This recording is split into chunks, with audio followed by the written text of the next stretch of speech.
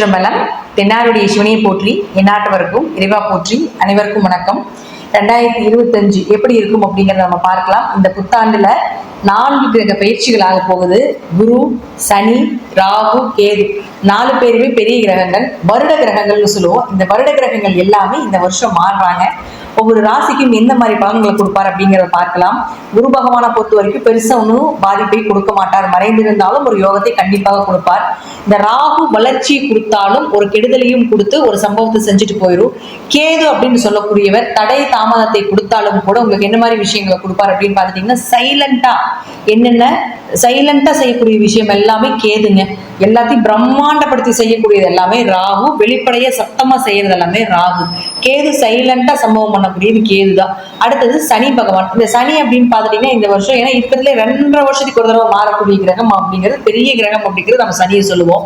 அப்ப சனி பகவான் உங்களுக்கு கும்பத்திலிருந்து மீனத்துக்கு போக போறார். அப்புறம் ராகுவோட இணையக்கூடிய ஒரு 2 மாதங்கள், அதற்கப்புறம் பார்த்தீங்கன்னா 2.5 வருட காலங்கள் அந்த வீட்டுலதான் இருக்க போறார்.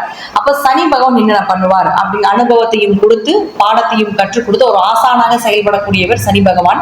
அப்போ இந்த சனி பகவான், ராகு பகவான், கேது பகவான், குரு பகவான் இவங்க எல்லாம் என்னென்ன செய்ய போறாங்க அப்படிங்கிறத நம்ம ஒவ்வொரு ராசிக்கும் எப்படி இருக்கும் அப்படிங்கிறத நம்ம முழுமையா பார்க்கலாம்.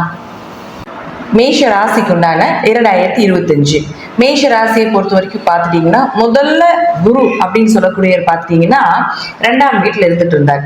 இது உங்களுடைய ராசியிலே சந்திரன் இருப்பார். அப்ப இங்க இருந்து 2ஆம் வீட்டுல குரு இருக்கும்பொழுது பொருளாதாரம், பண வரவு இதெல்லாம் நிச்சயமாக ஏற்படுத்தி கொடுத்திருப்பார். அப்படிங்கிறத மாற்றமே கிடையாது.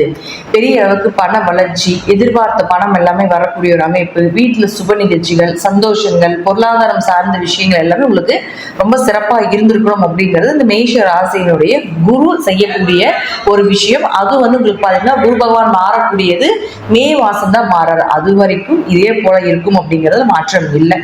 அடுத்தது மேக்கு மேல பாத்துட்டீங்கன்னா 3ஆம் வீட்டுக்கு போக போகிறார். மிதுனத்துக்கு போவார். அப்ப மிதுனத்துக்கு போகும்போது என்ன செய்வார் அப்படின்னு பாத்துட்டீங்கன்னா, மேக்சிமம் 3ஆம் இடம் அப்படிங்கிறது பெரிய ஒரு மறைவு ஸ்தானம் அப்படிங்கிறது இல்லை. ஏன்னா 3ஆம் இடம் வெற்றின்னு சொல்லுவோம், 3ஆம் இடம் காரிய ஜெயம்னு சொல்லுவோம், விடா முயற்சின்னு சொல்லுவோம். சகோதரன் அப்படிங்கிறது 3ஆம் இடம் தான். சோ குரு அங்க போகும்பொழுது இது சார்ந்த விஷயங்கள் எல்லாமே உங்களுக்கு சாதகமா இருக்கும். 3ஆம் இடம் அப்படிங்கிறது நம்முடைய கைப்பகுதி. அப்போ கையில என்ன மாதிரி விஷயங்கள், அப்போ குரு அப்படின்னு சொல்லக்கூடியவர் பாத்தீங்கன்னா பணத்தை சொல்லக்கூடியவர். அப்போ கையில பணத்தை எண்ணிக்கிட்டே இருப்பீங்க. ஏதாவது ஒரு பணம் ரோல் ஆகிட்டே இருக்கும், பண வரவுகள் இருந்து கொண்டே இருக்கும் அப்படிங்கிறத முற்றிலும் உண்மை. பெரிய அளவுக்கு நம்ம குருவை மறைவு ஸ்தானமா 3ஆம் இடத்துக்கு எடுத்துக்கொள்ள வேண்டிய அவசியங்கள் கிடையாது. அடுத்தது பாருங்க சனி பகவான். இந்த சனி பகவான் உங்களுக்கு 7.5 சனியாக வரப்போகிறார். பொதுவா 7.5 சனி அப்படிங்கிறது முதல் சுற்றா இருந்தா கொஞ்சம் கவனமா இருந்துக்கோங்க. அதுவும் தசாபுத்தி நல்லா இருந்தா பெருசா பாதிக்கிறது இல்லை. முதல் சுற்றாக இருந்து உங்களுக்கு சனி திசையோ, ராகு திசையோ, கேது திசையோ, செவ்வாய் திசையோ அல்லது பாதக திசையோ, சூரியனோ இது போல சில சனிக்கு ஆப்போசிட்டாக இருக்கக்கூடிய திசைகள் நடந்தால் கண்டிப்பாக முதல் சுற்றாக இருந்தால் பாதிப்புகள் உண்டு. ரொம்ப கவனமா இருக்க வேண்டும். சொத்தை இழக்கிறதோ, அனுபவத்தை நிறைய கொடுத்துருவார், நிறைய விஷயங்கள் உங்களுக்கு சக்சஸ் பண்ணி கொடுப்பார். இதெல்லாம் இருந்தாலும் கூட முதல் சுற்று கொஞ்சம் கடின உழைப்பும் கொஞ்சம் அடிபட வேண்டிய சூழ்நிலைகளும் உண்டு அப்படிங்கிறது முற்றிலும் உண்மை.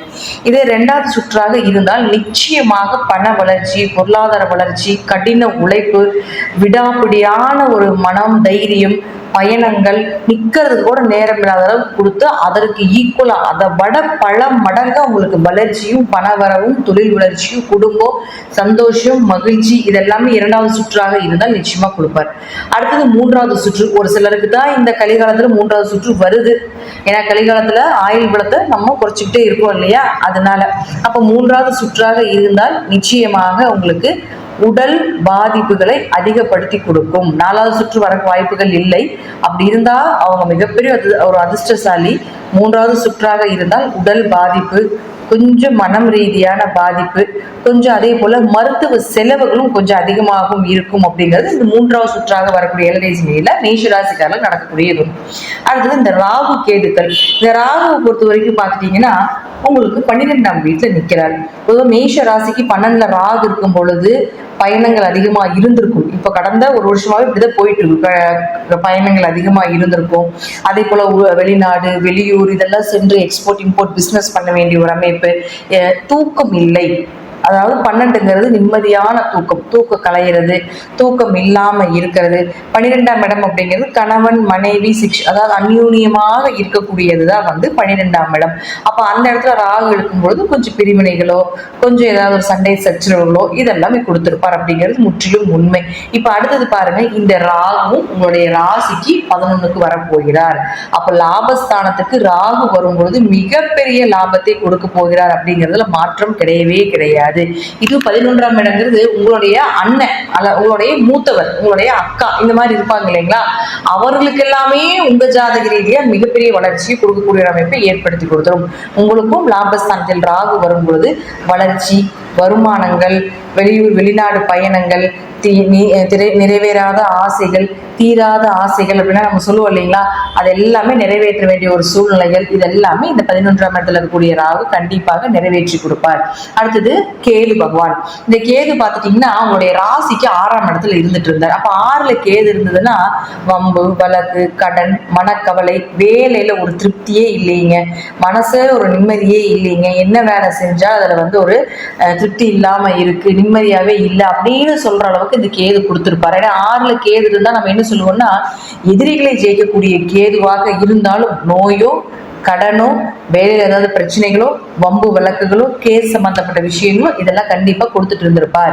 இப்ப அடுத்தது அந்த கேது அப்படின்னு சொல்லக்கூடியவரும் ராகு அப்படின்னு சொல்லக்கூடியவரும் மே மாசம் மாறுறாங்க.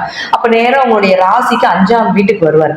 அப்ப 5ஆம் வீட்டுக்கு வரும்போது என்ன செய்வார் அப்படின்னு பாத்துட்டீங்கன்னா, 5 அப்படிங்கிறது குடும்ப ஒற்றுமை, 5 அப்படிங்கிறது குலதெய்வம். அதை விட என்னன்னு பாத்தீங்கன்னா 5ஆம் இடம் அப்படிங்கிறது ஞானம், புகழ், அறிவு, பிரபஞ்சத்தின் சக்தி, குல தெய்வத்தினுடைய அருள், ஸ்பிரிச்சுவலா இருக்கக்கூடிய விஷயத்துக்கு எல்லாத்துக்குமே கேது சப்போர்ட் பண்ணுவார். அருளுக்கு மட்டுமே கேது சப்போர்ட் பண்ணும், பொருளுக்கு கேது என்னைக்குமே சப்போர்ட் பண்ணாது. பொருள்னா ராகு தான், அருள்னா கேது தான், அனுபவம்னா சனி பகவான் தான், சந்தோஷம் சுப நிகழ்ச்சிகள்னா குரு தான். இதுல 4 கிரகம் தான் நம்மளைய வருட கிரகங்களாக எடுத்துக்கிறோம். வருடத்துல இந்த மாதிரி எந்த கிரகங்கள் நல்லா இருக்கோ அது சார்ந்த அந்த வருடம் உங்களுக்கு நல்லா இருக்கும். அப்ப 5ல கேது வரும்போது என்ன செய்வார் அப்படின்னு பாத்துட்டீங்கன்னா, குலதெய்வத்தினுடைய அருள், ஸ்பிரிச்சுவல், நிறைய மலை பிரதேசங்கள். ஏன்னா சிம்ம வீட்டுக்கு வரும்பொழுது மலை பிரதேசம், காடு இதெல்லாம் தான் சிம்ம வீடுன்னு சொல்லுவோம். அப்ப அங்க வரும்பொழுது என்ன பண்ணுவாருன்னு உங்களை அந்த மாதிரி இடத்துக்கெல்லாம், ஸ்பிரிச்சுவலா இருக்கக்கூடிய இடத்துக்கு எல்லாமே நிச்சயமாக இந்த மேஷராசிக்காரங்களை கூட்டிட்டு போவார். அதே போல பாத்துட்டீங்கன்னா உங்களுக்கு குடும்ப ஒற்றுமையில கொஞ்சம் சின்ன சின்ன பிரிவினைகள், சண்டை சச்சரவு, ஒரு மன வேதனைகள் இதெல்லாமே இந்த கேது 5ஆம் இடத்துல இருந்து கொடுப்பார். கொஞ்சம் 5ஆம் இடங்கிறது குழந்தைகள் இல்லையா, அப்ப குழந்தைகளுடைய ஆரோக்கியத்துல இதுல கொஞ்சம் கவனமா இருங்க. அவங்களுக்கு ஏதாவது ஒரு மறதியோ அல்லது படிப்புல ஏதாவது ஒரு மார்க் கம்மியா வர்றது, அல்லது ஒரு திருமண வாழ்க்கை ஏதாவது ஒரு பிரச்சனைகளோ, அதன் ரீதியாக உங்களுக்கு ஒரு மன பாதிப்புகளோ அப்படிங்கிறது கேது ஏற்படுத்தி கொடுப்பார் அப்படிங்கிறது முற்றிலும் உண்மை. ஸோ 5 ஸ்பிரிச்சுவலுக்காக இருக்கக்கூடிய ஒரு பிளேஸ், புகழ், ஞானம், ஜோதிடம் படிக்கிறவங்க, ஞானம் சார்ந்த சாஸ்திரம் சார்ந்த துறையில் இருக்கக்கூடியவர்களுக்கு அதிக ஞானத்தை கொடுக்கறது கண்டிப்பாக இந்த கேது நல்லா சப்போர்ட் பண்ணும். அதே போல பொருளை தேடி போறவங்களுக்கு இந்த கேது எப்பவுமே சப்போர்ட் பண்ண மாட்டார். அதுக்கு இந்த ராகு 11க்கு சப்போர்ட் பண்றதுனால அருளும் பொருளும் இந்த வருஷம் இந்த மேஷ ராசிக்காரர்களுக்கு இரண்டுமே கிடைக்கும் அப்படிங்கிறது முற்றிலும் உண்மையான ஒரு விஷயம் அப்படிங்கிறத நாம எடுத்துக்கலாம். மேஷ ராசியை பொறுத்த வரைக்கும் 100% நிச்சயமாக ஒரு 70% உங்களுக்கு நற்பலனை கொடுக்கக்கூடிய ஒரு நல்ல அமைப்பாக தான் இந்த வருடங்கள் இருக்கு. ராகுனால நல்ல லாபத்தையும், கேதுவால உங்களுக்கு நிச்சயமாக ஒரு ஞானத்தையும், சனி பகவானால ஒரு அனுபவத்தையும், அதே போல குரு பகவானால ஓரளவுக்கு பண வளர்ச்சியும் இந்த வருடம் இருக்குது அப்படிங்கிறது முற்றிலும் உண்மை. இந்த வருடம் ஒரு ஜாக்பாட்டான வருடமாக இருப்பதற்கு எங்களுடைய வாழ்த்துக்கள். நன்றி. இன்னும் ஒரு நல்ல பதிவில் சந்திக்கலாம். திருச்சிற்றம்பலம், தில்லையம்பலம், ஸ்ரீ நரசிம்ம திருடிகளே சரணம்.